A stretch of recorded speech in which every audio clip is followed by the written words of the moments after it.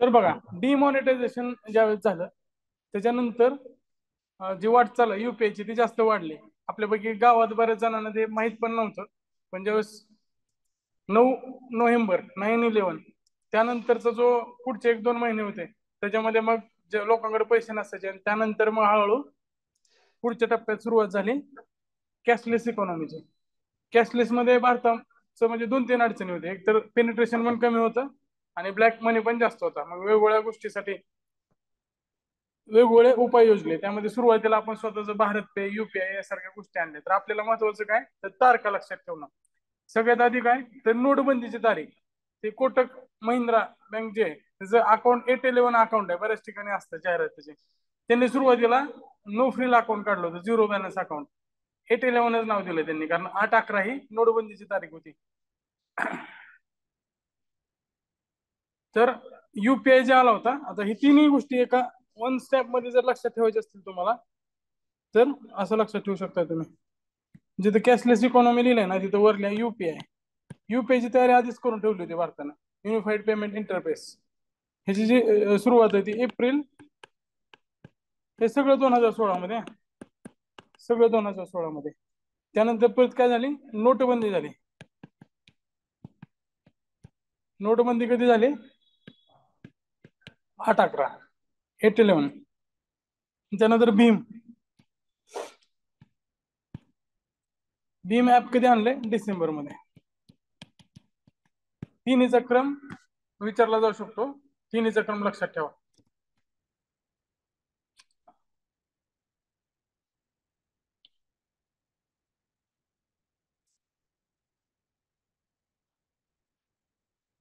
आता त्यामध्ये काय आकडेवारी पण विचारली जाऊ शकते. आयोगाने ह्याच्यावर विचारण्याची शक्यता जास्त काय तर ज्यावेळेस आपण नोटबंदी केली होती त्यावेळेस पण आकडेवारी दिली होती.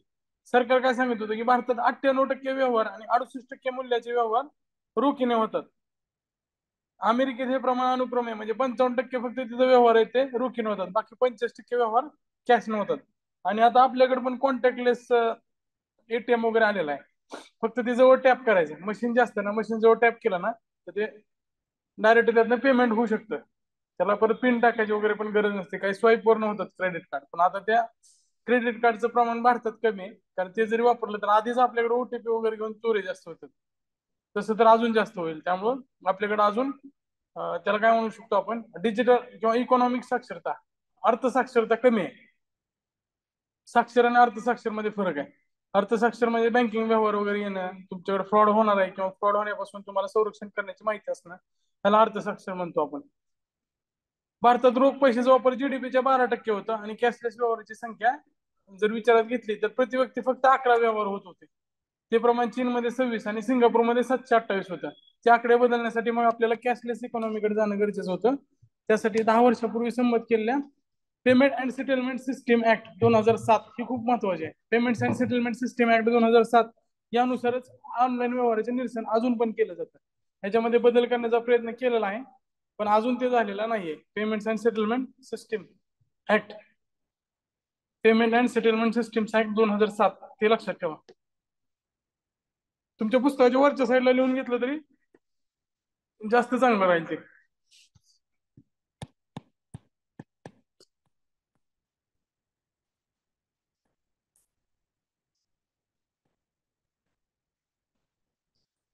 दोन हजार सात थेट प्रश्न यावर येऊ शकतो.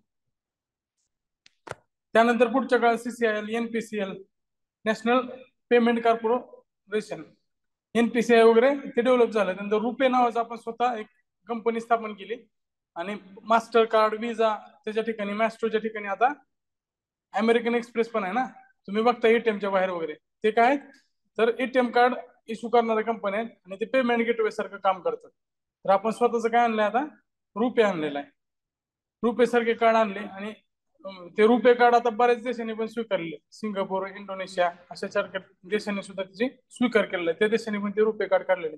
जसं आपण अमेरिकन एक्सप्रेस, मॅस्ट्रो सारखे कार्ड, मास्टर कार्ड सारखे कार्ड आपल्या बँका देत होत्या, आपल्या एसबीआय, महाराष्ट्र बँका देत होत्या, तसं दुसऱ्या देशातल्या बँका सुद्धा आता रुपेचा वापर त्यांनी सुरू केलेला आहे. आता त्यानंतर एनपीएससी या संस्थेने 2010 पासून IMPS आणि 2014 पासून EEPS, आता ते आधार अनेबल्ड पेमेंट सिस्टीम वगैरे आहे. जर तुम्ही गावात गेला असाल तर पैसे काढताना तुम्ही फक्त तिथं वाचू शकताय काय काय ठिकाणी की तुम्ही फक्त अंगठा देऊन सुद्धा पैसे काढू शकताय. बाकी काय करायचे, ATM ची वगैरे गरज नाही. ही आधार एनेबल्ड पेमेंट सिस्टीम वगैरे सुरू केली. 2016ला 11 एप्रिल 2016ला UPI यंत्रणा उपलब्ध झाली. तर ती जर लक्षात ठेवायचं असेल तर तिथं 11 एप्रिल असं लक्षात ठेवा, नाहीतर महिना लक्षात ठेवलं तरी पुरेसं आहे. 11 एप्रिल 2016ला UPI सुरू झालं. नंतर 8 नोव्हेंबर 2016ला डिमॉनिटायझेशन झालं. पुढं 30 डिसेंबर 2016ला भीम पेचं अनावरण करण्यात आलं. पुढे 2017ला भीम आधार पेचे अनावरण करण्यात आले. म्हणजे भीम आणि आधार पे हे दोन्हीला एकमेकाला लिंक करण्यात आलं होतं. पुढं 2016 जून 2016ला RBI payment and settlement system in India vision 2018, आता विजनचा अर्थ काय असतो तर 2018 पर्यंत आपल्याला काय साध्य करायचंय हे टार्गेट प्रकाशित केलं. त्याच्यामध्ये 5C वर बनण्यात येण्यात आला. ह्याच्यावर प्रश्न येऊ शकतो. 5C काय आहेत तर त्याच्यामध्ये C मध्ये कव्हरेज म्हणजे काय तर प्रत्येक लोकांपर्यंत ते पोहोचवायचे. दुसऱ्या C मध्ये काय कन्व्हिनियन्स, कन्व्हिनियन्स म्हणजे सुविधा, कन्व्हिनियन्स कन्व्हिनियन्स कॉन्फिडन्स, लोकांचा त्याच्यावरचा विश्वास वाढला पाहिजे. गावाकडे अजून सुद्धा बऱ्याच ठिकाणी ते स्वीकारले जात नव्हते, कारण त्यांना ते ब्लू टिक वगैरे किंवा ग्रीन टिक ज्यांना वाचता लिहिता येत नाही त्यांच्यासाठी मग पेटीएम, फोन पे सगळ्यांनी ते त्याचा एक वेगळा साऊंड येतो. मग ते फ्रॉड पण झाले की ते रेकॉर्ड करायचे आणि आपल्याच मोबाईल मध्ये वाजवायचे. तर डब्बा असायचा, तो डब्बा आला ना म्हणजे ऐकू येईल असा. पेटीएम न सुरुवातीला काढला होता, मग परत आधार वगैरे सॉरी फोन पे न वगैरे, परत अमेझॉन पे ने सुद्धा तो डब्बा काढला.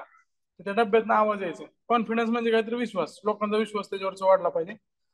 कन्व्हर्जन्स,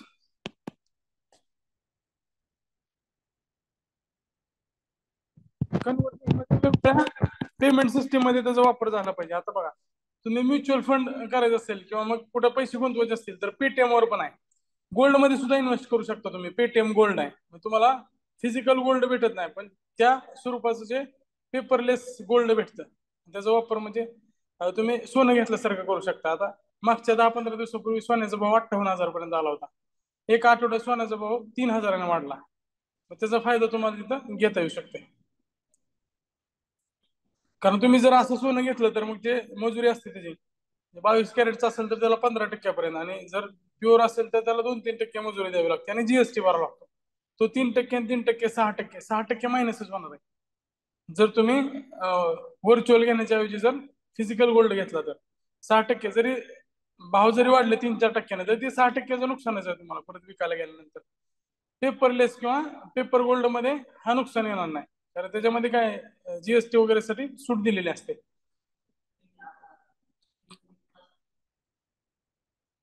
3% GST, हा 3% सोन्याला GST.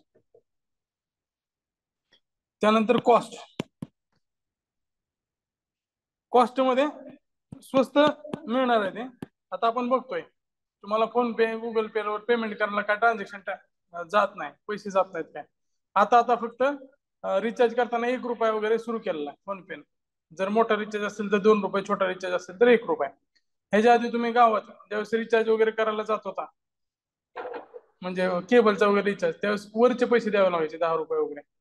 आता तुमच्या मोबाईल मधूनच ते रिचार्ज केला जाते. त्यामुळे गावात जे रिचार्ज करणारे दुकान होते ते बऱ्यापैकी बंद पडले. यामुळे फोन पे, गुगल पे प्रत्येकाच्या मोबाईल मध्ये आल्यामुळे स्वतः आपला रिचार्ज आपण करू शकतोय. म्हणजे ह्याच्यामुळे काय साध्य झालं, कव्हरेज, लोकांना कन्व्हिनियन्स आलं. म्हणजे तुमच्या स्वतःचा रिचार्ज तुम्ही करू शकताय.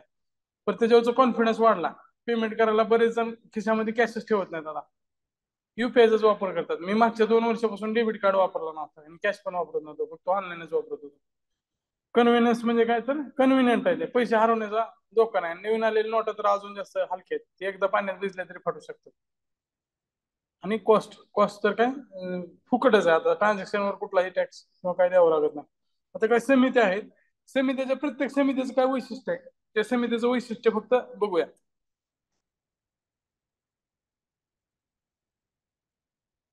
त्यामध्ये त्यांनी काय सांगितलं बघा, रतन उत्तल समिती 23 ऑगस्ट 2016 ची आहे. म्हणजे नोटबंदीच्या आधीचे का नंतरचे? आधीचे. ह्याला डिजिटल पेमेंट कमिटी म्हणून लक्षात ठेवा.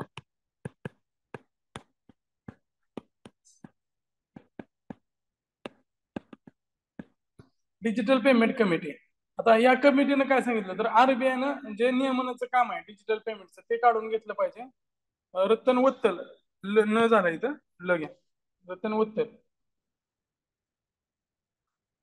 तर यांनी काय सांगितलं तर आरबीआय कडनं जे पेमेंट सेटलमेंटचं काम आहे ते काढून घेतलं पाहिजे. आता board of payment settlement system नावाचं बोर्ड आहे आरबीआयच्या अंतर्गत, त्याला ऑटोनॉमी देण्यात यावी किंवा पेमेंट रेग्युलेटरी बोर्डची स्थापना करण्यात यावी. आता ते अजून पाईपलाईन मध्ये आहे, ते काय झालेलं नाही. तर महत्वाचा कायदा जो आहे payment and settlement system act 2007 हा जुना झालाय. आता जे कॅशलेस व्यवहार आहेत त्याची संख्या वगैरे वाढलेली आहे, त्यामुळे त्यात दुरुस्ती करण्यात यावी. इनोव्हेशनला प्रोत्साहन द्यावं. त्यासोबतच ग्राहक संरक्षण, जोखीम नियमन आणि डेटा संरक्षण यासाठी कायमची दुरुस्ती करण्यात यावी. आता डेटा संरक्षणासाठी परत अजून सेपरेट कमिटी आहे, मी पुढे सांगतोय ते. शासनाची जमा आणि खर्च यंत्रणा डिजिटल करत जावी. त्यासोबतच कॅशलेस व्यवहारामुळे जो बचत झालाय त्यातून दीपयान नावाने निधी तयार करण्यात यावा. आणि हा जो दीपयान निधी असेल तो डिजिटल पेमेंट मध्ये इनोव्हेशन करण्यासाठी वापरण्यात यावा. म्हणजे त्यामध्ये रिसर्च अँड डेव्हलपमेंटसाठी वापरता यावा. ई केवायसीला प्रोत्साहन देण्यात यावे. तुम्ही बघा 2016 नंतर जवळपास तुम्हाला प्रत्येक बँकेच्या अकाउंटला तुम्ही ई केवायसी केलेला असेल. ई केवायसी नाही केलं तर ते अकाउंटच चालू राहत नाही. आधार आणि इकडं पॅन कार्ड ते पण लिंक करून घेतलेलं आहे आणि ई केवायसी बँकाने करून घेतलेलं आहे. प्रत्येकाला फोन करून त्यांनी ई केवायसी करून घेतलेलं आहे. आरटीजीएस आणि एनईएफटी सेवांचं पुनर्वलोकन करून कालांतराने त्याचं आउटसोर्सिंग करण्यात यावं, म्हणजे खासगी यंत्रणाकडे देण्यात यावं. आज पण जर बघितलं तुम्ही तर एसबीआय असेल, बँक ऑफ महाराष्ट्र असेल, ह्याच्या बॅक ऑफिसला जे कॉन्ट्रॅक्ट आहे ते टीसीएस ला वगैरे दिलेलं असते, इन्फोसिसला वगैरे पेमेंट सेटलमेंटसाठी. तुमचे कोणते मित्र वगैरे असतील बँकेत तर त्यांना माहित असेल. त्या गोष्टी सध्या आउटसोर्स केलेल्या आहेत गव्हर्नमेंट बँकांनी सुद्धा. त्यांच्या पेमेंट सेटलमेंट सिस्टीम या टीसीएस त्यानंतर परत इन्फोसिस यासारख्या कंपन्यांना त्यांनी दिलेल्या आहेत. नंतर पुढं आरटीजीएस आणि एनईएफटी सेवा 24/7 उपलब्ध कराव्यात. सध्या जर बघितलं तर ते 24/7 उपलब्ध आहेत. यातलं नेट अनेबल फंड ट्रान्सफर तर 24/7 उपलब्ध आहे.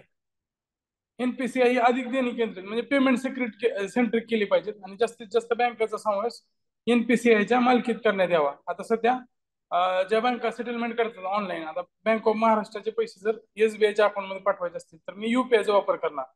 आता त्यामध्ये कुठलीही कंपनी असू दे, फोन पे, गुगल पे, ते काय करणार पेमेंट गेटवेचा वापर करणार. मात्र तुम्ही जर बघितलं असेल त्याच्यामध्ये जे युपीआयचा नंबर असतो जरी तो फोन पे असेल तर @OK ICICI, गुगल पे मध्ये बघा तुम्ही OK HDFC असं लिहिलेलं असतं. याचा अर्थ काय तर ती बँक कधी काम करते एनपीसीआय मार्फत. कंपनी आहे फक्त ती गुगल पे. बँक करते आणि बँक कोणाच्या मार्फत करते युपीआय एनपीसीआयच्या मार्फत पैसे ट्रान्सफर करते. आता ह्याच्यामध्ये ते लक्षात काय ठेवायचं तर पुढील 3 वर्षात कॅशचा जो वापर आहे तो जीडीपीच्या 12% तो 6% पर्यंत कमी करण्यात यावा. हे एक त्यांनी फॅक्च्युअल टार्गेट दिलेलं आहे. ह्याच्यावर आयोग प्रश्न विचारू शकते. कॅश सध्याच्या जीडीपीच्या 12% वरून किती टक्के करायचं 6% पर्यंत कमी करायचं. 6% पेक्षा कमी झाला तर चालेल. बाकी सगळं ह्याच्यामध्ये बोलबच्चन आहे ते तुम्ही लक्षात ठेवू शकताय. यात महत्वाचं काय ई केवायसी, दीपयान, पीआरबी आणि जे पेमेंट सेटलमेंट ऍक्ट आहे त्याच्यामध्ये सुधारणा. आणि सगळ्यात शेवटी काय तर जीडीपीच्या 12%वरून 6% पर्यंत कॅशचा वापर कमी करायचा. रतन उत्तर समिती डिजिटल पेमेंट समिती कधीची आहे ती 2016ची. 2016 मध्येच त्यांनी अहवाल सादर केलाय वित्त मंत्र्यांना. समजलं इथं रतन वत्तलचं संपतंय सगळं. नंतर अमिताभ कांत समिती. अमिताभ कांत समिती जे आहे ते डिजिटल व्यवहारसाठी आहे, डिजिटल ट्रान्झॅक्शन. त्याच्यामध्ये तुम्ही त्याला लिहू शकताय अमिताभ कांतला digital transaction committee. Digital transaction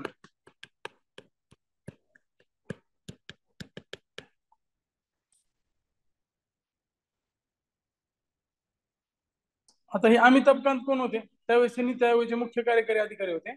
आणि त्यांनी काय सांगितलं की सरकार आणि नागरिक याचे 100% डिजिटल व्यवहार कसे होतील त्यासाठी त्यांना सुचवायचं होतं. आता समजा सरकार आणि तुमच्यातले जर 100% व्यवहार डिजिटल झाले तर त्यामुळे सगळ्यात मोठा फायदा काय, तर भ्रष्टाचार कमी होईल. सरकारला तुम्हाला पाठवायचे असतील तर डीबीटीनं पाठवलं जाईल, किंवा तुम्ही सरकारला काही फी भरत असाल तर ते ऑनलाईन भरत असाल, त्याच्यामुळं जे मधलं आहे त्या गोष्टी कमी होतील आणि त्यामुळे काय होईल, तर भ्रष्टाचार पण कमी होईल, ट्रान्सपरन्सी वाढेल. अमिताभ कांत कसं ते डिजिटल ट्रान्झॅक्शन गव्हर्नमेंट आणि जे सिव्हिलियन आहेत त्याच्या दरम्यानच. त्यानंतर चंद्रबाबू नायडू समिती 30 नोव्हेंबर 2016 अमिताभ कांत संपत्तीचा समितीचा जो पहिल्या टप्प्याचा अहवाल आला, त्यानंतर चंद्रबाबू नायडू त्यावेळेसचे आंध्र प्रदेशचे मुख्यमंत्री सध्या जेलमध्ये आहेत, यांच्या अध्यक्षतेखाली 13 सदस्यीय मुख्यमंत्री समिती स्थापन केली. आता ह्याच्यामध्ये वेगवेगळ्या राज्याचे मुख्यमंत्री सुद्धा होते, त्यामुळे ही समिती फेमस आहे. कुणी स्थापन केली, नीती आयोगामार्फत. मग आपल्या लक्षात काय ठेवायचंय, तर चंद्रबाबू नायडू समितीच्या वरल्या नीती आयोगामार्फत. जर मल्टी लाईनर प्रश्न आला तर त्याच्यामध्ये हा येऊ शकतो की स्थापन कोणी केली. ही जी समिती होती ती मुख्यमंत्र्यांची समिती होती.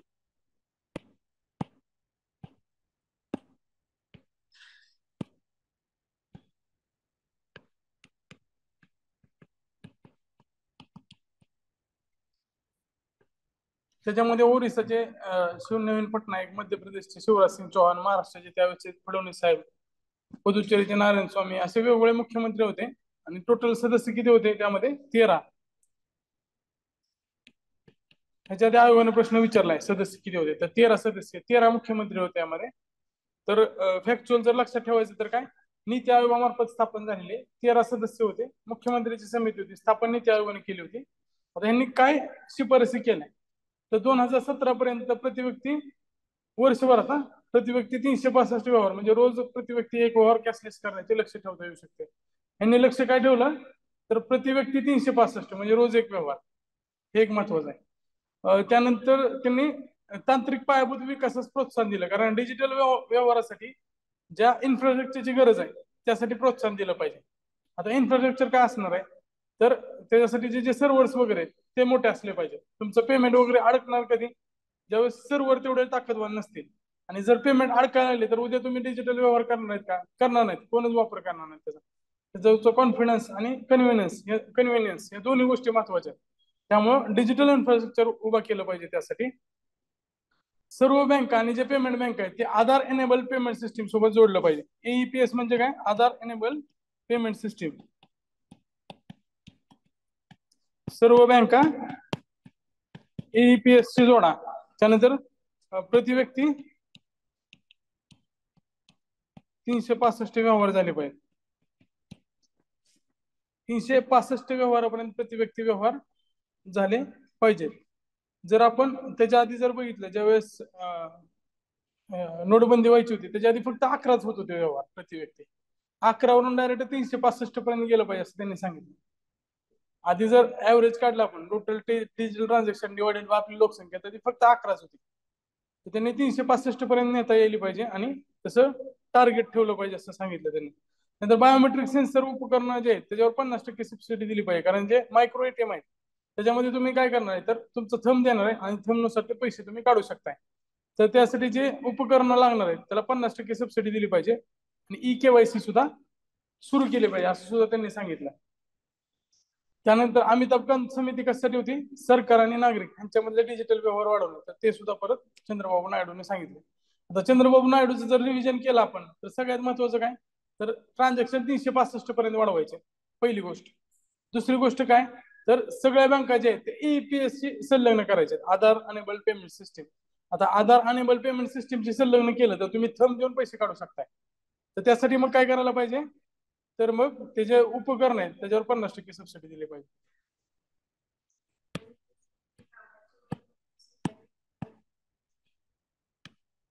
काय झालं,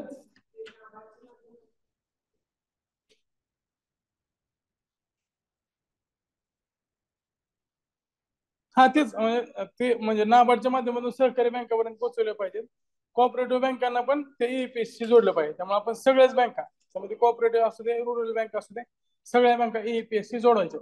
आता इकडे कसं दुसऱ्या बँकांना जो नियंत्रण ठेवणार आणि नियमन ठेवणार आहे आरबीआय, कोऑपरेटिव्ह बँकांना नाबार्ड आहे. नाबार्ड अपेक्ष यंत्रणा आहे, जे सहकारी बँक आहेत त्या सगळ्यांना.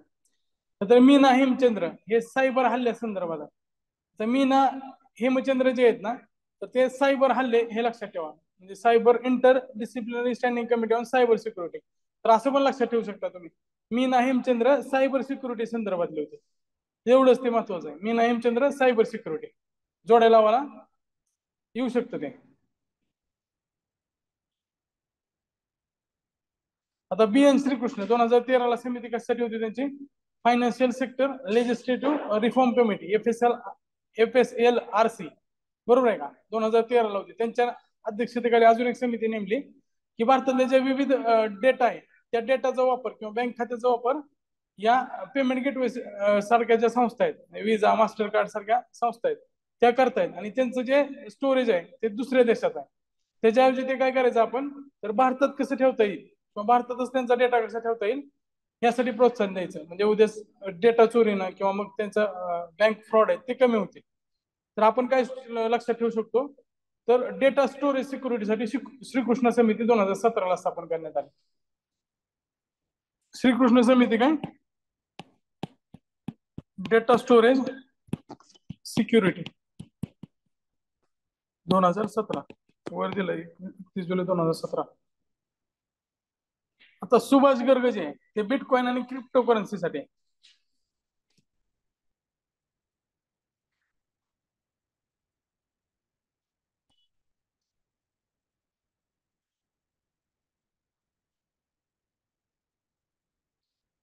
Subhash Garg crypto currency.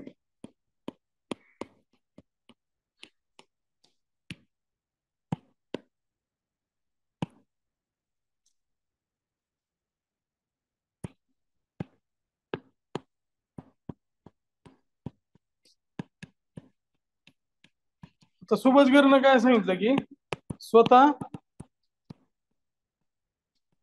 आरबीआयने सुरू करावी क्रिप्टो करन्सी ब्लॉकचेन टेक्नॉलॉजीचं डेव्हलपमेंट करून स्वतः आरबीआयने सुरू करावी असं सुभाष गर्गनं सांगितलं. तर नंदन निलकेनी कशासाठी फेमस आहे? आधारसाठी. आधारचे ते चेअरमन होते. 8 जानेवारी 2019 ही समिती नेमली होती, नंदन नीलकेनी समिती. आता नंदन नीलकेनी समिती जी होती ती high level committee on deepening of digital payment. म्हणजे त्याचा अर्थ काय, तर ते विस्तार केला पाहिजे. आता हे महत्वाचं अजून काय, तर आरबीआयने स्थापन केलेले. आरबीआयने स्थापन केलेले काय लिहू शकतो आपण? Deepening of digital payment. Deepening of digital payment.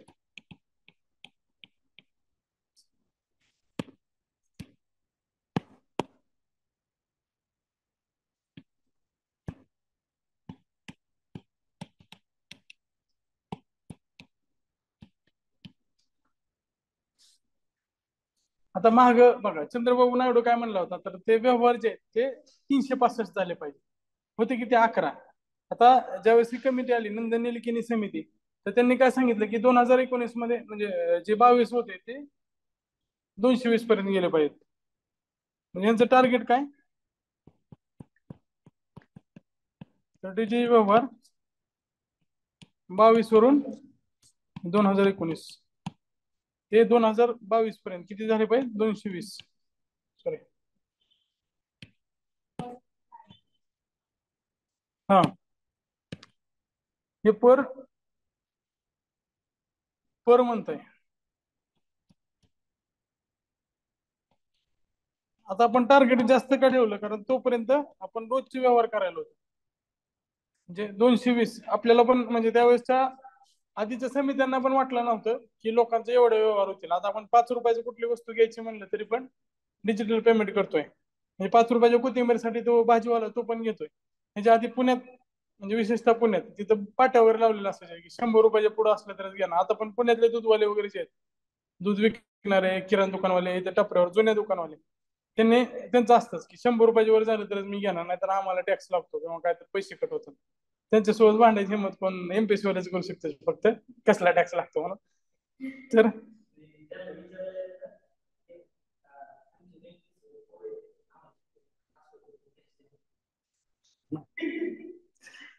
तर ते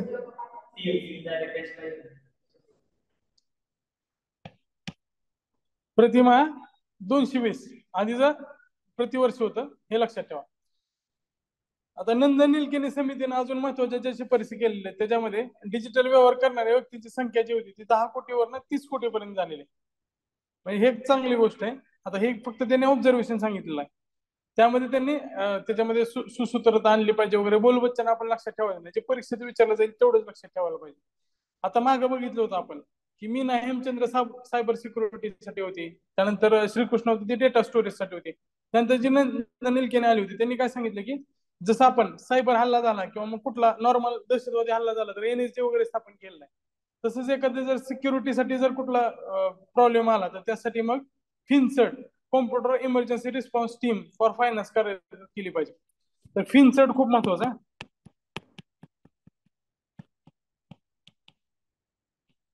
आतापर्यंत तर मोठा हल्ला झाला नाही. कॉस्मॉस बँकेचं एक प्रकरण चर्चेत होतं, त्यातनं पैसे काढून घेतले होते, बरोबर आहे का, आणि ते सापडणं पण अवघड असतं. पण त्यासाठी मग स्पेशलाइज असणारी फिनसर्ट फायनान्शियल, आता ती काय असणार, कॉम्प्युटर इमर्जन्सी रिस्पॉन्स टीम असणार फायनान्शियल गोष्टीसाठी फक्त, आणि त्यामधले ते एक्सपर्ट असतील म्हणजे हॅकर्सच्या पण पुढे जाणार आहे, जेणेकरून ते त्यांना पकडू शकतील. फिनसर्टची स्थापना करा असं नंदन निलकेनी सांगितलं. त्यासोबतच जे आता आपण फायनान्शियल इन्क्लुजन केलेलं आहे, म्हणजे आधी जनधन योजना वगैरे सारख्या योजना आणल्या, बऱ्याच बँकांनी स्वतःच नो फ्रिल अकाउंट वगैरे सुरू केले, पण ते रिझर्व्ह बँकेने त्यासाठी फायनान्शियल इन्क्लुजन इंडिकेटर काढला पाहिजे, म्हणजे किती टक्क्याने लोकांचं इन्क्लुजन झालं ते बघण्यासाठी. ते काय लक्षात ठेवू नका, फक्त माहित असू द्या किंवा मग लिहून घ्यायची गरज नाही. नंतर आरटीजीएस आणि एनएफटी सेवाच्या ज्या उपलब्ध वेळा आहेत त्या वाढवल्या पाहिजे, ते सगळ्यांनी सांगितलं. त्यानंतर रुपये आणि बिमपे वापरायचे एनपीसी आणि आंतरराष्ट्रीय करून आपले जाळे जगभर पसरवले पाहिजे. आता चालू आहे कित्येक देशात एनपीसी आणि युपीआय त्यासोबतच रुपयाचा वापर सुरू झालेला आहे. गव्हर्नमेंट टू पब्लिक सर्व व्यवहार डिजिटल केले पाहिजेत. हे गोष्टी कुणी सांगितल्या त्याच्या आधी? कुणी सांगितलं? रतन वत्तल नंतर कुठली समिती आली होती? अमिताभ कांत. अमिताभ कांत लक्षात ठेवा. अमिताभ कांत काय म्हणताय, गव्हर्नमेंट टू पब्लिक सर्व व्यवहार 100% डिजिटल झाले पाहिजे, आणि तेच नंदन निलकिनी म्हणतोय. कारण अमिताभ कांत कोण आहे तर नीती आयोगाचा तो मुख्य कार्यकारी अधिकारी होता, आणि हा नंदन निलकिनी पण आधारचा. त्यामुळे दोघांनी काय सांगितलं तर गव्हर्नमेंट आणि जे नागरिक आहेत यांच्यातले 100% डिजिटल व्यवहार झाले पाहिजे. आज बघा तुम्हाला कुठला पिकाचा हप्ता असेल काय असेल तर कॅश मिळतोय कुणाला? जवळपास कुठलाच भेटत नाही. तुम्ही सांगा कुठली शिष्यवृत्ती तुम्हाला कॅश मध्ये भेटते? सगळ्यांना ऑनलाईन भेटते, आणि ह्यासाठी या कमिट्या कारणीभूत आहेत. त्यांनी केलेल्या शिफारसीनुसार जर भ्रष्टाचार टाळायचा असेल तर बऱ्याच गोष्टी ऑनलाईन झाल्या पाहिजे. आज तुमच्या सगळ्या शिष्यवृत्ती असतो ते पीक विमा असू दे, सगळ्या गोष्टी ऑनलाईन मिळतात. कारण तुम्हाला पण जमा करायचे सरकारकडे पैसे तर ते सुद्धा ऑनलाईन जमा करावे लागतात. तुम्हाला समजा लिव्हिंग लायसन्स करायचं आहे किंवा तुम्हाला मोटरसायकलचं लायसन्स काढायचं, 2 व्हीलर 4 व्हीलर, तर त्या सगळ्या गोष्टी तुम्ही ऑनलाईन भरताय. डायरेक्ट पैसे सरकारला पण ट्रान्सफर करतोय आणि सरकार पण आपल्याला डायरेक्ट डीबीटी थ्रू देतोय. त्यामुळं सरकार आणि नागरिक यांच्यातले व्यवहार आहेत ते डिजिटल झाले. त्यानंतर पुढे कन्नन समिती.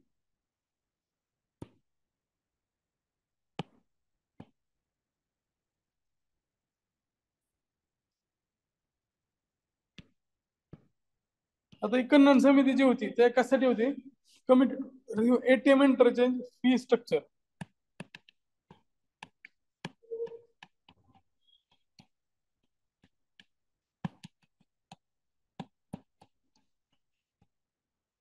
आता बघा एटीएमचा वापर तुम्ही जर केला 5च्या वर तर मग काय होतंय, 71 रुपये 51 रुपये त्या बँकेनुसार डिपेंड आहे, तेवढे पैसे कट होतात पुढच्या ट्रान्झॅक्शन साठी.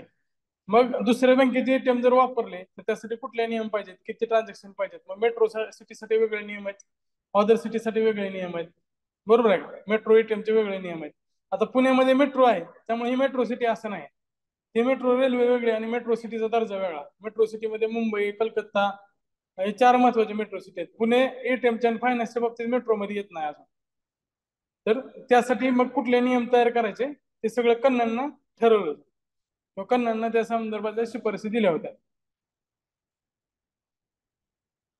आता हे सगळे तुम्हाला एका वाक्यात पाहिजेत. म्हणजे समजा रतनवत्तल समिती असेल तर रतनवत्तल समितीला तुम्ही काय लक्षात ठेवलेलं आहे?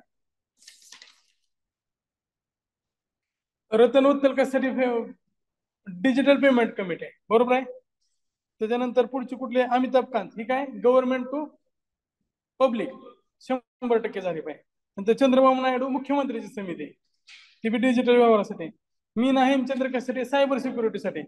बी एन श्रीकृष्ण कशासाठी, डाटा स्टोरेज सिक्युरिटीसाठी. सुभाष गर्ग कशासाठी, क्रिप्टो करन्सीसाठी.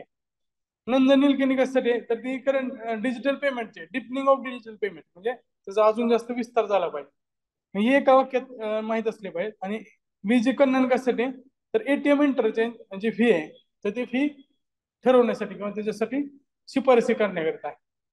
आता आपण नियोजन सुधारणाकडे जाऊया. नियोजन सुधारणा. आता 15 मार्च 1950 ला नियोजन आयोगाची स्थापना झाली आणि 6 ऑगस्ट 1952 ला एनडीसी.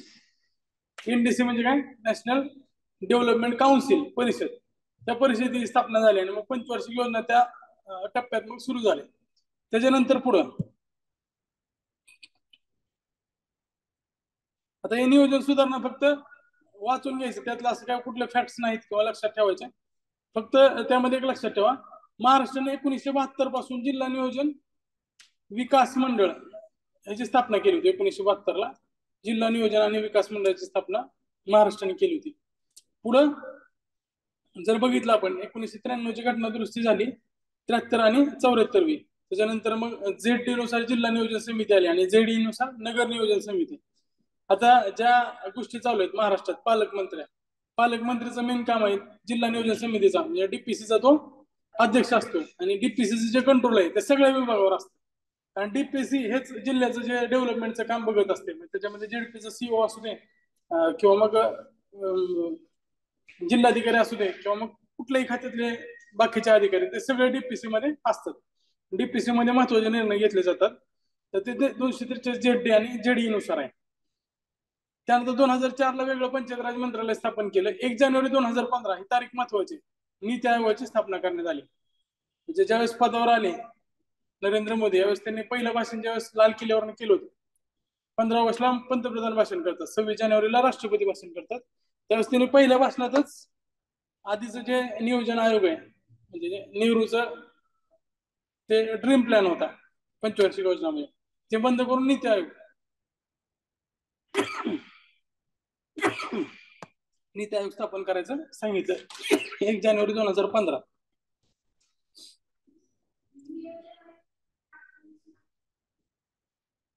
स्थापनेची घोषणा 1 जानेवारी 2015 ला आहे.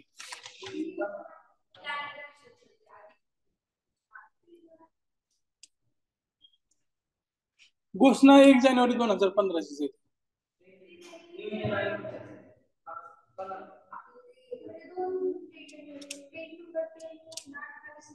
हा ते पण कसं आहे माहितीये का, ती घोषणा नोटिफिकेशन काढायची आणि ऍक्च्युअल 28 मार्चला ते अस्तित्वात आले.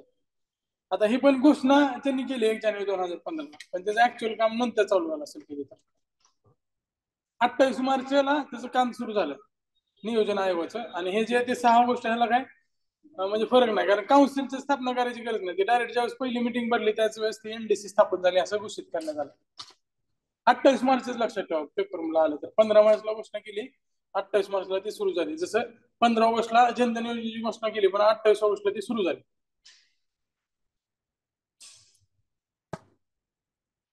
आता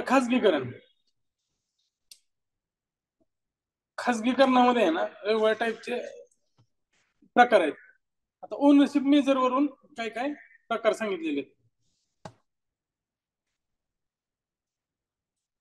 आता खासगीकरणाचं मी मागे सांगितलं तुम्हाला. खासगीकरणाचा उद्देश, जे इकॉनॉमिस्ट खासगीकरणाच्या बाजूला असतात ते काय सांगतात की अनुत्पादक जे उद्योग आहेत त्यातून सरकारची गुंतवणूक काढून घ्यायची आणि ते उत्पादक क्षेत्राकडे वळवायची, असं त्याला गुंडस व्याख्या त्यांनी दिलेली आहे. आता खासगीकरण जो आहे तो जागतिकरण गाठण्याचा मार्ग आहे. कारण जर सगळं सरकारच्या हातात असेल किंवा बऱ्याचशा गोष्टी सरकारच्या हातात असल्या तर मग ते जागतिकरणाशी जोडून घेऊ शकत नाही. कारण जागतिकरणाचा जो आत्मा आहे तो मल्टीनॅशनल कंपनीचा आहे, बरोबर आहे का, एमएनसी आहे. त्यामुळं त्याचा जो आहे उद्देश तो त्या तुलनेत आहे. 10 वर्ष. आता नीती आयोग जो आहे, खर तर तो नीती आयोग स्थापन केला होता का, तर सरकारच्या हातातल्या बऱ्याच गोष्टी नियोजन आयोगाच्या हातात होत्या, प्लॅनिंगच्या वगैरे. तर नियोजन आयोगाला निष्प्रभ करायचं किंवा नीती आयोग फक्त सल्ला देणारी संस्था आहे. नियोजन आयोग डायरेक्ट वाटप करायचं किंवा सरकारला आराखडा करून द्यायचं. पण नीती आयोग पार्ट टाइम संस्था आहे खरं म्हणलं तर. त्यांच्याकडे एवढे काय अधिकार नाही. जसं नियोजन आयोग आधी डॉमिनेट होता, वित्त आयोगापेक्षा जास्त अधिकार नियोजन आयोगाकडे होते. पण परत नीती आयोग त्याला कमकुवत करण्यासाठी आणला होता. सरकारला सगळे अधिकार आपल्या हातात पाहिजे होते.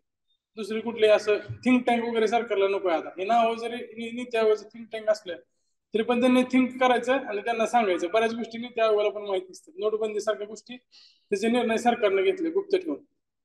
त्यामुळं नीती आयोग सरकारनं त्याच उद्देशाने स्थापन केले ज्या गोष्टी सरकारला पाहिजे होत्या.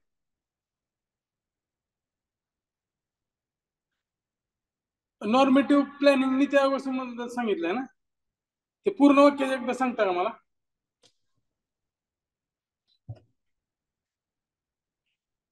नॉर्मेटिव्ह प्लॅनिंग, एक मिनिट.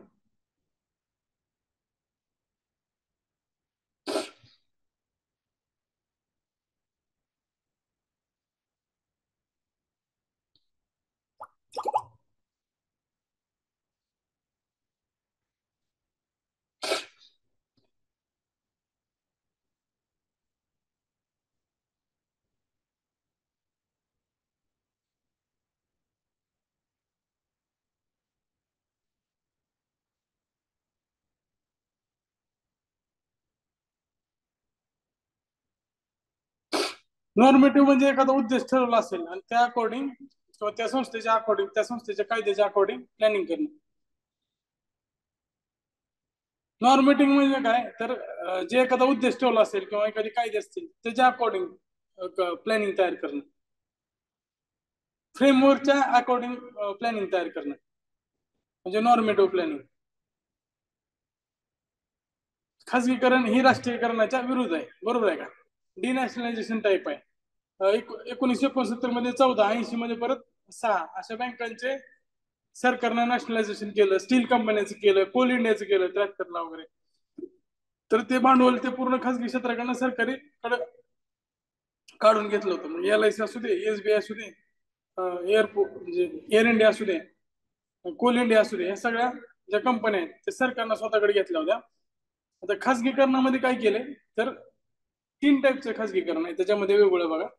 खाजगीकरणामध्ये प्रतिराष्ट्रीयकरण.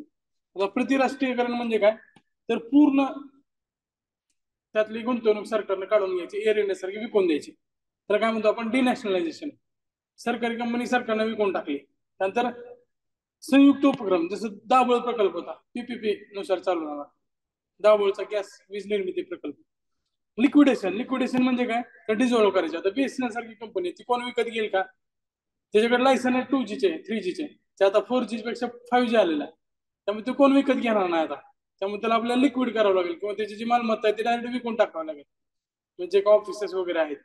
डिसइन्व्हेस्टमेंट, जसं LIC मध्ये करतोय आपण डिसइन्व्हेस्टमेंट, म्हणजे काही वाटा विकणं, याला काय म्हणतो आपण डिसइन्व्हेस्टमेंट. हे मालकी विषयक मार्ग आहेत. म्हणजे सुरुवातीला काय झालं डिनॅशनलायझेशन मध्ये काय केलं पूर्ण मालकी विकून टाकली. संयुक्त उपक्रमात काय केले तर सरकारनं मालकी ठेवली पण दुसऱ्या एका खासगी कंपनीला सुद्धा त्याच्यामध्ये वाटा दिला. लिक्विडेशन म्हणजे काय तर ते भंगारात काढले थोडक्यात. अवसायन म्हणजे काय तर भंगारात काढले. आणि डिसइन्व्हेस्टमेंट म्हणजे काय तर काही वाटा विकला, जसं आता बँकात वगैरे विकतोय आपण. त्यानंतर संघटनात्मक मार्ग, त्यामध्ये काय करू शकतो आपण त्याचं जे प्रशासन आहे त्याचं डिसेंट्रलायझेशन करू शकतोय.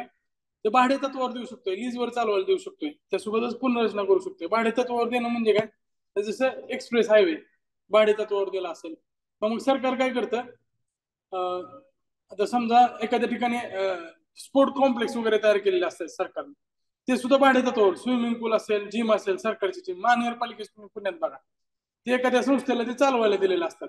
जागा महानगरपालिकेची असते मात्र ते भाडे तत्वावर दिलेलं असते. किंवा पार्किंग व्यवस्था पुणे स्टेशनच्या आजूबाजूची तिथे प्रायव्हेट लोक आहेत ते काय लीजवर दिलेलं आहे. नंतर पुनर्रचना त्याचं रिस्ट्रक्चरिंग सुद्धा करू शकतो. कार्यात्मक मार्ग म्हणजे काय तर त्याच ज्या संस्था आहेत त्यांना ऑटोनॉमी द्यायची. जसं बँकांना SBI सारख्या बँकांना ऑटोनॉमी दिली त्यामुळे Amazon सेल मध्ये सुद्धा सहभागी होऊ शकते. त्याला सरकारची मान्यता लागत नाही. त्याला पूर्ण महारत नसल्यामुळे त्याला काही कंपन्या आहेत महारत नसल्यामुळे त्यांना पण स्वायत्तता दिलेली असते. तर स्वायत्तता नाही, हे खाजगीकरणाचे मार्ग आहेत.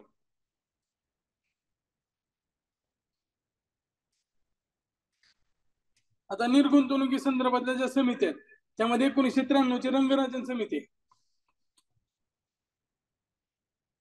डिसइन्व्हेस्टमेंट काय तर प्रायव्हेटायझेशनचं इन्स्ट्रुमेंट आहे. जे साधन ज्याच्या मार्फत आपण डिसइन्व्हेस्टमेंट करतो, आणि डिसइन्व्हेस्टमेंट काय करतं, प्रायव्हेटायझेशन करतं. तर प्रायव्हेटायझेशनचं जे इन्स्ट्रुमेंट आहे ते काय, डिसइन्व्हेस्टमेंट साधन आहे, म्हणजे एखादं हत्यार आहे, ते हत्यार आहे.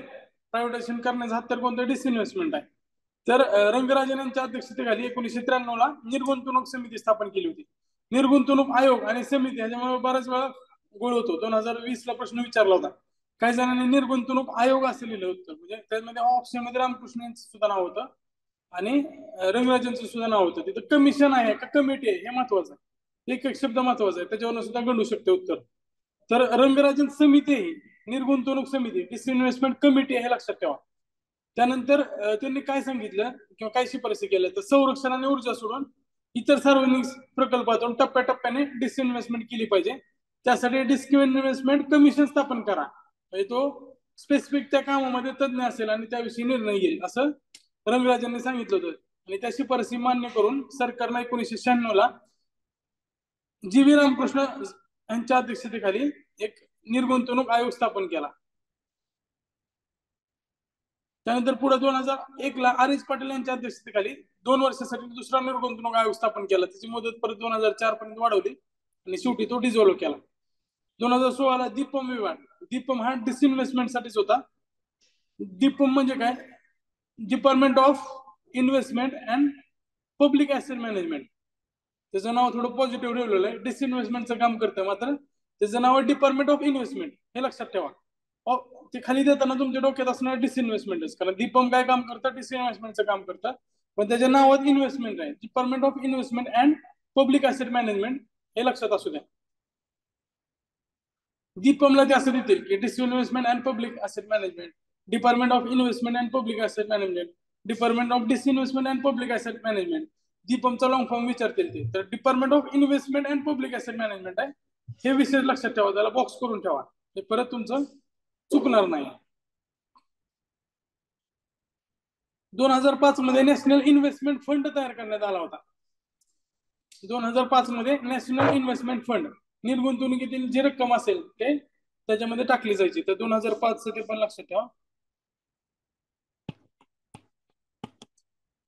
सरांनी दिलेलं आहे खाली, पण तरी वरच्या साईडला लिहून घ्या. 2005 ला काय, नॅशनल इन्व्हेस्टमेंट फंड.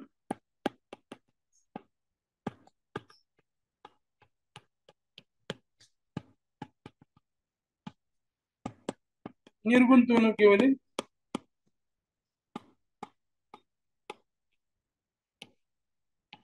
रक्कम ठेवणे, ह्यात ठेवली जायची. मात्र काय झालं, 2013 ला यातील पैसा पब्लिक फंड मध्ये जमा केला जातो, पब्लिक अकाउंट मध्ये जमा होतोय सध्या.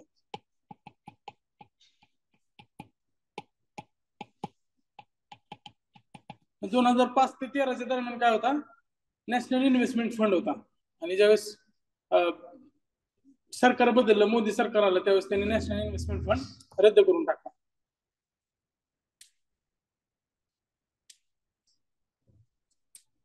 आता निर्गुंतवणुकीचे जे मार्ग आहेत ते मार्ग पण सांगितले, मायनॉरिटी स्टेक सेल डिसइन्व्हेस्टमेंट. आता नावावरच कळतंय, म्हणजे कमी भाग असेल तर तो निर्गुंतवणुकीत केवळ भांडवलाचे हस्तांतरण केले जाते, आणि त्याच्यामध्ये शेअर काढले जातात, ऑफर फॉर सेल. आता समजा एखादी कंपनी एल आय सी चे काही शेअर विकायला काढले होते, मध्ये तुम्ही बघितलं असेल, आयपीओ म्हणतात त्याला, इनिशियल परचेसमेंट ऑफर ऑर्डर. तर त्याच्यामध्ये ऑफर सेल काढले जातात. त्यानंतर स्ट्रॅटेजिक डिसइन्व्हेस्टमेंट, स्ट्रॅटेजिक मध्ये काय असतं, तर 50% पेक्षा जास्त जी मालमत्ता आहे ती सरकारनं स्वतःकडे ठेवलेली असते, 50% पेक्षा जास्त वाटा सरकारकडे असतो, त्याला स्ट्रॅटेजिक डिसइन्व्हेस्टमेंट असं म्हणतात. नंतर कॉम्प्रिहेन्सिव्ह मॅनेजमेंट, ह्याच्यामध्ये काय, तर निर्गुंतवणूक न करता सरकारी व्यवस्थापनात सुधारणा केल्या जातात. त्याचं स्ट्रक्चर बदलायचं, त्याच्या बोर्डचे जे नियम आहेत ते बदलायचे, त्याच्यामध्ये जे सदस्य आहेत सदस्यांची संख्या कमी जास्त करायच्या, त्याला कॉम्प्रिहेन्सिव्ह मॅनेजमेंट असं म्हणू शकतो. निर्गुंतवणुकीचे उद्दिष्ट कोणते, तर हे पाठ करायचे नाही, फक्त लक्षात घ्यायचे, ह्याच्यावर प्रश्न आलेले आहेत, हे सोडून बाकीचे पण येऊ शकतात. उद्दिष्ट काय असतील तर सरकार काय सांगणार आहे, तर एखादा उद्योग आहे तो कार्यक्षम नसेल तर त्याची कार्यक्षमता वाढवणे. बीएसएनएलच्या ऐवजी जर अंबानीला त्याची मालकी दिली असेल तर अंबानी त्याला एका महिन्यात वर आणू शकते. त्याला काय करायचं ते माहिती आहे, आणि जर उद्या 2 रुपयाचं नुकसान झालं तर अंबानीच्या स्वतःच्या खिशातनं जात आहेत ते. इथं बीएसएनएलच्या कर्मचाऱ्यांना म्हणजे कर्मचारी तुमच्यापैकी कोण असतील गव्हर्नमेंटचे वगैरे महामंडळाचे वगैरे, पण त्याच्यामध्ये एवढा फरक पडत नाही. जरी आपण जरी तिथं काम करायला असो तर आपल्या स्वतःचं नुकसान होत असेल तर मग मालक आपल्याला प्रेशर टाकणार. पण इथं मालकच सरकार आहे ना, त्यामुळं कर्मचाऱ्यांचा ऍटिट्यूड हा प्रायव्हेट पेक्षा थोडा जास्त म्हणजे निग्लिजन्स त्यांचं जास्त असतं, दुर्लक्ष जास्त असतं त्याकडे. त्यामुळे कार्यक्षमता आणि स्पर्धात्मक वाढवण्यासाठी खासगी उद्योग चांगले असतात. त्यासोबतच खासगी उद्योगाचे जे गुणधर्म आहेत त्याच्यामध्ये मार्केट डिसिप्लिन, त्यानंतर कॉम्पिटिशन, मॉडर्नायझेशन, डायव्हर्सिफिकेशन. जेवढी धडपड जिओ करणार आहे 5Gचं लायसन घ्यायला तेवढी बीएसएनएल नाही करणार, कारण त्याचा अस्तित्वाचा प्रश्न आहे उद्या. त्यानंतर सार्वजनिक उद्योगांना आर्थिक संकटातून बाहेर काढणं, जसं बिनमहत्वाचे जे सार्वजनिक उद्योग आहेत त्याच्यामध्ये अडकलेला निधी मोकळा करणं. एचएमटी सुद्धा सरकारनं बंद केला. आता एचएमटीने घड्याळ सुद्धा उत्पादन करणं बंद केले. आधी घड्याळ सुद्धा सरकार उत्पादन करत होतं एचएमटी. त्यानंतर सार्वजनिक उद्योगामध्ये राजकीय हस्तक्षेप कमी करणं, भ्रष्टाचाराला आळा घालणं. आता जे राजकीय व्यक्ती आहेत, आता तो संबित पात्रा हा ओएनजीसीचा चेअरमन आहे. त्याला त्यातलं काय कळत असेल न कळत असेल त्याचा तो प्रश्न आहे, मात्र त्याच्यामध्ये जे तज्ञ लोक आहेत ते चेअरमन पाहिजेत. तसं मग प्रायव्हेट उद्योगांमध्ये पण असतं की अंबानीच्या पोराचं वय 26च्या आसपास आहे, 26-27, तरी त्याला तिथे घेण्यासाठी मग विरोध करतात बाकीचे लोक. त्याच्यामध्ये तसा विरोध असतो, पण सरकारमध्ये तसा विरोध नसतो. एखादा जर सरकारमध्ये एखादा पडलेला खासदार असेल, आमदार असेल, त्याला महामंडळाचं चेअरमन वगैरे केलं जातं. मग त्याच्यामध्ये त्याचा उद्देश काय असतो, स्वतःच अस्तित्व टिकवणं. अस्तित्व ते कशा पद्धतीने टिकवतात, त्याचा कसा दुरुपयोग करून घेतात ते माहिती आहे. मात्र महामंडळाचा वापर मग बघा तुम्ही, कुठल्याही 2-3 पक्ष एकत्रित आले तर आघाडीमध्ये त्यांचे मंत्रिपदाचे वाटप, पालकमंत्रीपदाचं वाटप आणि परत महामंडळाचं वाटप. महामंडळ हे नफा कमवण्यासाठी आहेत, राजकीय पुनर्वसनासाठी नाहीत. त्यामुळे राजकीय हस्तक्षेप कमी करायचं असेल तर त्याचं प्रायव्हेटायझेशन होणं चांगलं असतं. नंतर डिसइन्व्हेस्टमेंटच्या रकमेचा वापर करून पब्लिक फायनान्स सुधारणं, म्हणजे जे आपले तूट आहे ते तूट कमी करणं हा शेवटचा उद्देश आहे. आणि खरं हाच महत्वाचा उद्देश आहे. सरकार सार्वजनिक वित्तासाठी ह्याचा वापर करतं. त्यासोबतच जो सार्वजनिक उद्योगावर अधिक कर आणि कर्ज पडतो, समजा आता एअर इंडिया हे कायम तोट्यात जात होती, त्याचं जे कर्ज आहे ते वाढत होतं, त्याच्यावरचं व्याज पण सरकारला भरावं लागत होतं. त्यामुळं त्यात सरकार आता बाहेर पडले. 51% पेक्षा जास्त किंवा 50%च्या वर 51% पर्यंत जर स्टेक सरकार स्वतः ठेवत असेल तर त्याला काय म्हणतो आपण, स्ट्रॅटेजिक डिसइन्व्हेस्टमेंट. आता पुढे जाऊया ग्लोबलायझेशन. ब्रेक घ्यायचा, कंटिन्यू करायचं. एमएनसी अजून 10-15 मिनिटं घेऊ. ग्लोबलायझेशन, आता जागतिकीकरण म्हणजे काय, तर जग व्यापारिक दृष्ट्या किंवा फायनान्शियल ह्याच्यामध्ये स्पेक्ट्रामध्ये जवळ येणं, वित्तीय दृष्ट्या ते जवळ येणं म्हणजे जागतिकीकरण. 20व्या शतकाच्या शब्दकोशानुसार जागतिकीकरण म्हणजे जगभर पसरणे, एकाच वेळी संपूर्ण जगाचा आणि जगातील सर्व लोकांचा विचार करणे. आर्थिक सुधारणाचे जे अंतिम ध्येय काय, अल्टिमेट गोल काय, तर ग्लोबलायझेशन. आता ग्लोबलायझेशन होण्यासाठी आधी या 2 गोष्टी महत्वाच्या आहेत, लिबरलायझेशन आणि प्रायव्हेटायझेशन. मगच ग्लोबलायझेशन होऊ शकते. एखादं लिबरलायझेशन नसेल तर ग्लोबलायझेशन होऊ शकत नाही ना. एखादं उदारीकरण नसेल त्या क्षेत्रात, तुम्हाला परवानगीच नसेल त्या क्षेत्रात यायची, तर मग कसं काय ते प्रायव्हेटायझेशन होणार आणि पुढे मग ग्लोबलायझेशन कसं होणार. एक मिनिट. जागतिकीकरण काय, त्याचा अंतिम ध्येय. तर जागतिकीकरण म्हणजे मेन काय, तर जगात कुठेही उत्पादन घेणं. समजा आता ऍपलची कंपनी, त्याचं मॅन्युफॅक्चरिंग हब चायना आहे आणि ते आपल्याला भारतामध्ये आणून विकत आहे. म्हणजे कंपनीची मालकी अमेरिकेची आहे, उत्पादन होते चायनामध्ये आणि विकलं जाते भारतामध्ये.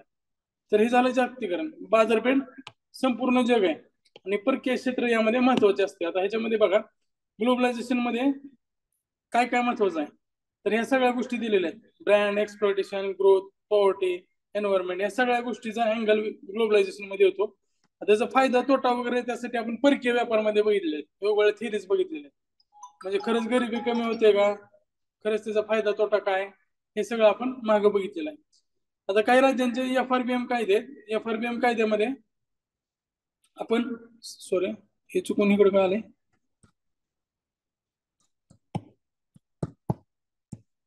हा जागतिकीकरण लक्षणं मांडताना बघा काय काय सांगितलेलं आहे. तर आंतरराष्ट्रीय व्यापारात आयात शुल्क अडथळे आणि आयात शुल्केतर अडथळे मागे मी सांगितले. टेरिफ बॅरियर म्हणजे काय, तर आयात निर्यातीचा जो दर आहे तो जास्त असणं. आणि आयात शुल्क तर अडथळे म्हणजे काय, तर कोटा असेल, संख्यात्मक निर्बंध असेल. आता कोटा म्हणजे काय, तर समजा आता टोमॅटो टोमॅटो जर एखादा देश आपल्याला निर्यात करत असेल तर आपण सांगायचं की यावर्षी आम्ही बांगलादेशकडनं 100 टन टोमॅटो घेणार, त्याच्यावर टोमॅटोच घेणार नाही. ह्याला काय म्हणतो आपण, नॉन टेरिफ. आयात शुल्क कमी जास्त केलं का त्यामध्ये, नाही केलेलं. काय केलं, फक्त कोटा टाकला त्यांना. त्यानंतर संख्यात्मक निर्बंध, कोटा पद्धती, परवाना पद्धत, लायसन घ्यावे लागणं. म्हणजे निर्यातीचं आणि आयातीचं लायसन्स असतं, ते लायसन्स जर स्ट्रिक्ट असेल तर त्याच्यामुळे सुद्धा आयात निर्यातीमध्ये अडथळे येऊ शकतात. किंवा मग समजा अमेझॉन सारखी कंपनी आहे, त्यांना जर इथं वेगवेगळे स्टोअर तयार करायचे किंवा त्यांचे डिलिव्हरी हब तयार करायचे, त्याला जर आपण लायसन्सिंग सिस्टीम स्ट्रिक्ट ठेवली तर मग उद्या काय होणार आहे, त्यांना पण इथं स्प्रेड करणं अवघड जाणार. त्यानंतर परकीय व्यापार क्षेत्राचे उदारीकरण आहे, भांडवल माहिती तंत्रज्ञानाचे अडथळे दूर होतात त्याच्यामुळं आणि मुक्त वहन होतं. समजा आता अमेझॉन सारखी कंपनी भारतात आली तर त्यांना डिस्ट्रीब्युशन करण्यासाठी त्यांच्याकडे मोठं नेटवर्क आहे, बरोबर आहे का, टेक्नॉलॉजी आहे. त्यामुळे तुम्ही वन डे डिलिव्हरी सुद्धा अमेझॉन देऊ शकते आपल्याला. आणि त्यांच्याकडे तशी सिस्टीम आहे, तुमचा सामान कुठून कुठपर्यंत आलं हे सुद्धा तुम्ही ट्रॅक करू शकताय. तर एकदम ते सोपं झालेलं आहे. त्यासोबतच परकीय व्यापार क्षेत्राचे उदारीकरण, म्हणजे कुठल्या ह्याचा माल आपल्या इथे विकू शकतोय. अलिबाबा नावाची वेबसाईट आहे, अमेझॉन सारखीच आहे, ते होलसेल गोष्टी विकताय. समजा माझं इथं पुण्यामध्ये दुकान आहे आणि मला एक आंतरराष्ट्रीय मार्केटमधली एखादी वस्तू पाहिजे, तर अलिबाबाच्या वेबसाईटवर जाऊन मी तिकडनं मागू शकतोय ती गोष्ट, मला जशी पाहिजे तशी. जगभर समान बाजार, समान नियम, समान कर रचना, समान आयात शुल्क नियम लागू करणे हा शेवटचा उद्देश आहे. पण हे होऊ शकत नाही, ह्याला लय टाइम लागणार आहे. समान बाजार, समान नियम, समान कर रचना म्हणजे एकदम ग्लोबलायझेशनचे आयडियल कंडिशन आहे. आयडियल कंडिशन एकदम अल्टिमेट गोल नंतरच अचीव होऊ शकते, ही आयडियल कंडिशन आहे. आर्थिक दृष्ट्या आणि व्यापार दृष्ट्या जग जवळ आणणे हा सुद्धा त्याचा अल्टिमेट गोल आहे. त्यासोबत देशाची व्यापारी सीमा फिकट करणाऱ्या जागतिक संस्थांची उभारणी करणे, WTO सारख्या संस्था ज्या आहेत त्या प्रत्येक देशाला सारखा वागणूक देतात आणि सारखा वाटा प्रत्येक देशाला व्यापाराचा मिळाला पाहिजे, असं WTO ची भूमिका आहे. बहुराष्ट्रीय कंपन्यांचे वर्चस्व वाढणे, MNC चे वर्चस्व जागतिकीकरणामध्ये वाढणारच आहे. कारण काय, त्यांची टेक्नॉलॉजी प्रगत असते, त्यासोबतच त्यांच्याकडे नेटवर्क असतं चांगलं. आता अमेझॉन भारतातल्या कुठल्याही कानाकोपऱ्यात वस्तू पाठवू शकतो, बरोबर आहे का, त्याचं नेटवर्क तेवढंच चांगलं आहे. जागतिकीकरणाचा अभ्यास करण्यासाठी आपल्याला 3 घटकाचा विचार करावा लागतो. पहिलं काय, MNC. MNC हे इन्स्ट्रुमेंट आहे जागतिकीकरणाचे. जसं डिसइन्व्हेस्टमेंट हे प्रायव्हेटायझेशनचं इन्स्ट्रुमेंट आहे, जसं बहुराष्ट्रीय कंपन्या. तर बहु आंतरराष्ट्रीय भांडवल पुरवणाऱ्या संस्था, त्याच्यामध्ये IMF, वर्ल्ड बँक, ह्या काय करतात, आंतरराष्ट्रीय पातळीवर निधी पुरवतात. पण ज्या व्यापार संघटना आहेत, गॅट आणि WTO सारख्या या व्यापारामधले जे अडथळे ते दूर करण्यासाठी तुम्हाला काही सल्ले देतील किंवा काही नियम तयार करून देतील, किंवा मग त्यांच्या ज्या परिस्थिती भरतात त्याच्यामध्ये ज्या अडचणी आहेत त्या अडचणीचे मार्ग काय ते पण ते सांगतात. आता MNCचा जर विचार केला तर जगभरात आता 50,000 पेक्षा जास्त MNC कंपन्या आहेत. जगातल्या सर्वश्रेष्ठ 200 कंपन्यांचं उत्पन्न घेतलं तर जगाच्या एकूण उत्पन्नाचे ते 1/4 आहे. आता तुम्ही जर बघितलं वॉलमार्ट आपल्याकडे आलेलं नाही, कारण आपल्याकडे रिटेलला अजून पूर्ण परवानगी दिली नाही मल्टी ब्रँड मध्ये. वॉलमार्ट सारख्या कंपन्या आहेत त्या अमेरिकेच्या प्रत्येक मोठ्या मोठ्या शहरामध्ये तुम्हाला दिसतील. जसं आता मोठ्या शहरामध्ये मॅकडॉनल्ड्स वगैरे आलेला आहे, मॅकडॉनल्ड्स, KFC, तसं तिकडं आपल्याकडे डी मार्ट आलंय बा. म्हणजे मोठ्या शहरात आता डी मार्ट आलेलं आहे. डी मार्ट असेल तर आजूबाजूच्या किराणा दुकानावर त्याचा परिणाम होतोय. डी मार्ट काही MNC नाहीये. मात्र वॉलमार्ट सारखी जर कंपनी आली तर उद्या डी मार्ट सुद्धा बंद पडणार आहे. कारण वॉलमार्ट म्हणजे समजा एखादं बिस्किट असेल, त्या बिस्किट कंपनी असेल, पार्ले कंपनी, त्याच्याकडनं टनामधून उचल करणार एकाच वेळेस, त्यावेळेस त्याला ती गोष्टी स्वस्त वळतील आणि विकलं पण ते जास्त जाते, कारण त्याचं तेवढं नेटवर्किंग आहे. त्यामुळे उद्या जर अशा कंपन्या आल्या MNC सारख्या तर मग बाकीच्या कंपन्यांवर त्याचा परिणाम होणारच आहे. जागतिकीकरण जर बघितलं तर ह्याचा फायदा कोणाला होणार आहे, MNC ला. त्यामुळे जागतिकीकरण हे MNC ची बुक आहे, मल्टीनॅशनल कंपनीची बुक आहे. ही गोष्ट 100% बरोबर आहे. आपण परकीय व्यापारच्या थिअरीमध्ये सुद्धा बघितलं होतं. आता बहुराष्ट्रीय कंपन्या ज्या आहेत MNC, त्यांच्या विकासासाठी कोणते घटक कारणीभूत आहेत. तर पहिलं तर काय, तर त्यांचा जो प्रसार असतो तो पूर्ण जगभर असतो. समजा आज लॉस मेकिंग कंपनी उबर आहे कुठं, भारतात. उबर बघा तुम्ही, उबर रिक्षामध्ये तुम्ही करताना तुमच्या मीटरपेक्षा तुम्हाला 15-20 रुपयांनी स्वस्त पडते. ओला ओला आता महाग झाली आहे. उबर बघा, उबर 15-20 रुपयांना स्वस्त देते तुम्हाला. उबर न्यूयॉर्क मध्ये त्याचा फायदा पडून काढते आणि नुकसान भारतामध्ये करते. उद्या भारतामध्ये फायदा चालू झाला तर ते बांगलादेशमध्ये जाईल, बांगलादेशमध्ये नुकसानमध्ये चालू आहे 2-3 वर्ष. जसं गावात केबलवाला असतो, एखादा पुढाऱ्याने केबल चालू केला तर तो काय म्हणतो, दुसऱ्याचं बंद होईस तर मी फुकट देणार, त्याचं बंद झाल्यानंतर मी डबल चार्ज करणार, जसं जिओवाले करायला होते. आता आता त्यांनी पण त्यांचे रेट आहेत ते वाढवलेले आहेत. तर एमएनसी त्या गोष्टी करू शकतात. त्यांचं भांडवल प्रचंड असतं, त्यामुळे त्यांच्या वित्तीय क्षमतेत वाढ होते. त्यांना नुकसान झालं तरी काय फरक पडत नाही. त्यासोबतच त्यांना कस्टमरची नीड माहीत असते, कुठल्या गोष्टी गरजेच्या आहेत त्या पद्धतीने ते उत्पादन करतात. त्यासोबतच त्यांच्यावर टेक्नॉलॉजी, त्यासाठी इनोव्हेशन आणि ज्या आधुनिक क्षमता आहेत त्या लवकर अडॉप्ट करतात. आता अमेझॉन स्वतः अमेझॉन इको वगैरे किंवा अमेझॉन डॉट आणलं, अलेक्सा, बरोबर आहे का. त्या अमेझॉन स्वतः इनोव्हेशन आणलेले आहेत त्या गोष्टी. त्यासोबतच बहुराष्ट्रीय प्रसार असल्यामुळं काही देशात असणारा तोटा तो दुसऱ्या देशांना भरून काढते, हे तुम्हाला एक्सप्लेन केलेलंच आहे. आता जपान मधला एक व्यवस्थापन तज्ञ आहेत केंची होम, त्यांचं नाव लक्षात ठेवा, याच्यावर प्रश्न येऊ शकतो. केंची होम यांनी एमएनसीच्या विकासाचे 5 टप्पे सांगितलेले आहेत.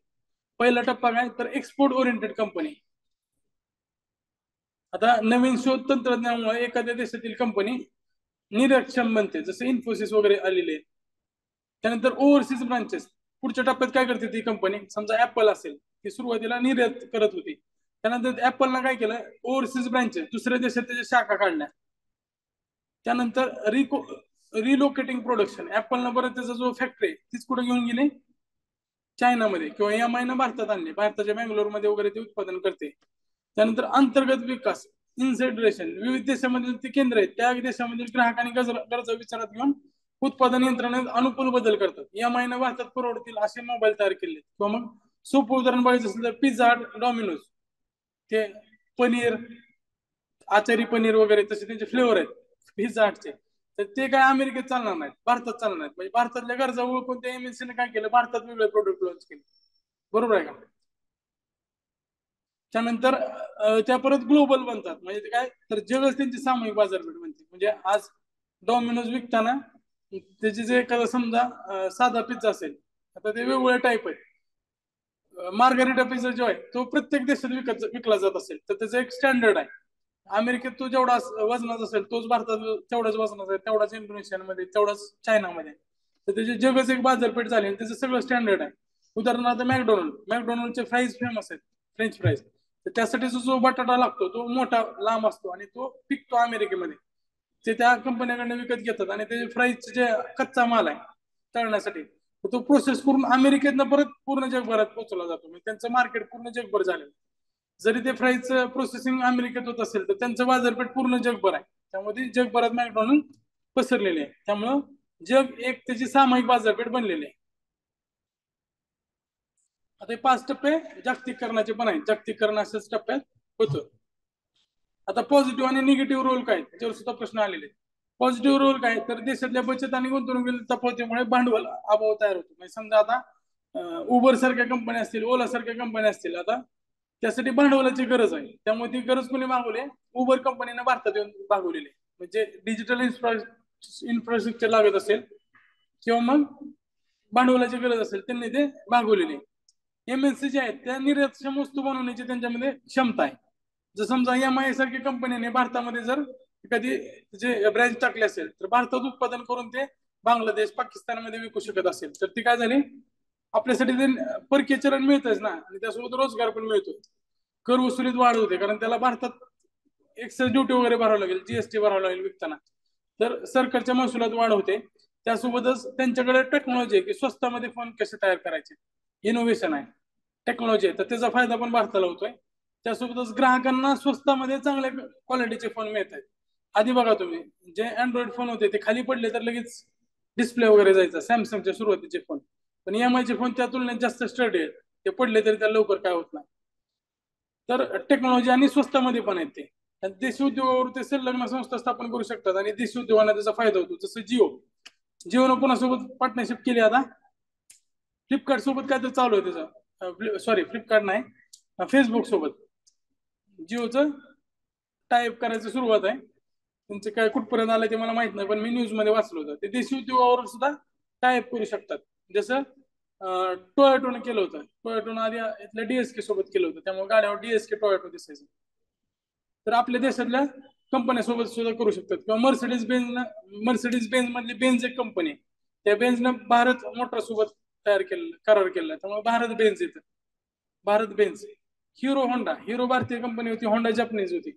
तर त्यांनी हिरो होंडा नावाने प्रोडक्ट इथं लॉन्च केले होते. त्याचा फायदा, त्यांच्या टेक्नॉलॉजीचा फायदा भारतातल्या हिरो कंपनीला झाला. मग परत त्यांच्या व्यावसायिक वादामुळे ते दोन वेगळे झाले. आता हिरो वेगळे, होंडा वेगळे. निगेटिव्ह कोणते काम आहेत?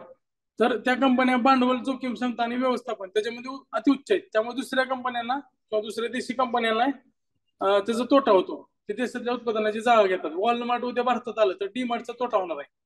वॉलमार्ट त्या डीमार्टचे सगळे जे कस्टमर आहेत ते स्वतःकडे आकर्षित करून घेईल.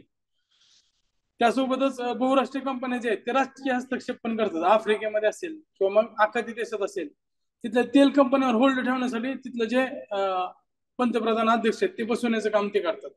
अफगाणिस्तानमध्ये असेल किंवा अशा देशामध्ये ते हस्तक्षेप करू शकतात. त्यासोबतच त्या अधिक नफा देणारे आणि कंपनी पूरक असतात, प्राधान्य क्षेत्रामध्येच गुंतवणूक करतात. उद्या काय करणार आहे? त्यांना ज्या गोष्टीत नफा मिळतोय त्याच गोष्टीचं ते उत्पादन करतील. कंझ्युमर गुड्सचं करत नाहीत ते, तर कॅपिटल गुड्स, आणि त्यांना जे नफा देणार आहेत त्याच गोष्टीचं ते जास्त प्रोडक्शन करतील. त्यासोबतच देशातली जी आर्थिक संरचना आहे ते सुद्धा बदलते किंवा बिघडते. त्यामध्ये श्रीमंत गरीबाची दरी तयार होऊ शकते. कारण जर अमेरिकेत गेलं तर भारतापेक्षा जास्त श्रीमंत गरीबातली दरी. एमएनसी काय करतात? काहीच लोकांना श्रीमंत करतात आणि काही लोक आहेत, आता समजा छोटे छोटे दुकानदार आहेत, ते गरीबच होतील ना. एमएनसी मुळे काय होईल? समजा आता उदाहरण घेऊया, पुण्यामध्ये आता विकास बुक डेपो, प्रगती बुक डेपो हे मोठे बुक डेपो आहेत. त्यांच्याकडनं अमेझॉन पुस्तकं घेतं, त्यांचा फायदा होतो. मग बाकीचे जे छोटे छोटे बुक डेपो आहेत, तुम्ही जर उद्या गेला तिथं पुस्तक बघितलं तर ह्याच्यावर किती डिस्काउंट आहे, एमपीसी सोडून म्हणतो आम्ही. बाकीचे जर जनरल वाचनाचे पुस्तक असतील, त्या पुस्तकावर जर अमेझॉन 40% डिस्काउंट देत असेल तर त्या पुस्तकवाल्याला ते परवडत नाही. मात्र विकास आणि प्रगती हे अमेझॉनला देत आहेत, त्यामुळे ते श्रीमंत होत आहेत. पण जे छोटे दुकानदार आहेत ते गरीब होत आहेत, त्यामुळे ती दरी वाढू शकते एमएनसी मुळे. आता भारताचा जर विचार केला तर जगातली 5 पैकी 1 वस्तू भारतात विकते. त्यामुळे भारत हा सगळ्यात मोठी बाजारपेठ आहे. त्यामुळे सगळ्या एमएनसी आहेत ते भारतात येण्यासाठी किंवा भारताला मेन मार्केट मानतात, कारण भारताची जी लोकसंख्या आहे ती सुद्धा खूप जास्त आहे. त्यामुळे त्याचा काही नकारात्मक परिणाम सुद्धा आपल्याकडे होणारच आहे. मात्र आपल्याला त्या गोष्टी मान्य करून आपल्या देशातल्या कंपन्याची क्षमता वाढवण्यासाठी लक्ष द्यावं लागणार आहे.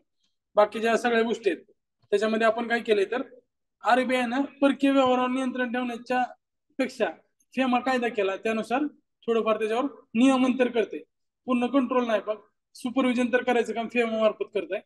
त्यासोबतच भांडवली व्यवहारामध्ये रुपया अजून सुद्धा अपरिवर्तनीय, त्यामुळं आरबीआयनं जो दर नियंत्रित केलाय त्याच पद्धतीने कॅपिटल आपल्या भारतात येतोय. तो दर तर आता सध्या आपण अजून तरी डिसेंट्रलाइज केलेला नाही, तो कोणाकडे आहे? आरबीआयच्याच कंट्रोलमध्ये आहे.